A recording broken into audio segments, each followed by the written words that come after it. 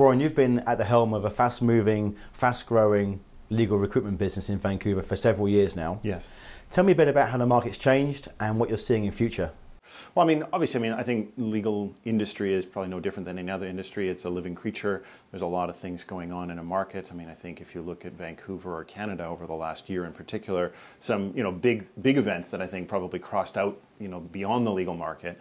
I think everybody, it was hard to miss the dissolution of Heenan Blakey, one of the largest law firms in Canada. And the impact that had, across the country, but also here in Vancouver. I think the folks in Vancouver actually were quite impressive in terms of their turnaround. They, ended up forming two firms that I think have done very well in a short period of time.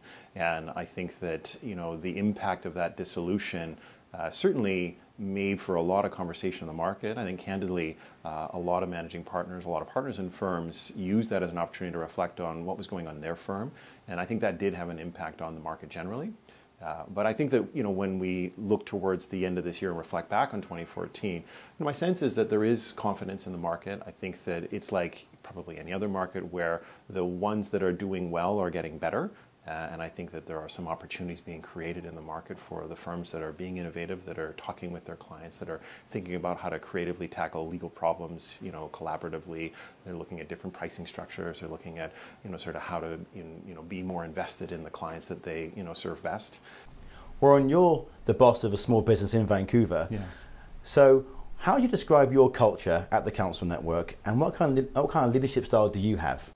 On the internal side, I think that's where I probably take more pride, and that's certainly where I take more of an invested approach. I like to think of my leadership style. I say to my team all the time, my goal is to get you to go 20% further than you think you can go.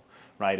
There's a bit of a coaching style I take to it. I think a part of what makes for a good leader is that ability to get people to reach further, and go further than where they would probably have thought they'd do on their own. And that's tricky, right? There's a bit of you got to push them a bit, you got to cheerlead them a bit. And you got to keep a very high level of communication. And obviously that's probably a little cliche, but I think, we're a small outfit, right? And so, one of my mentors, I think, gave us some really good advice starting out and said, look, when you're small, take advantage of being small.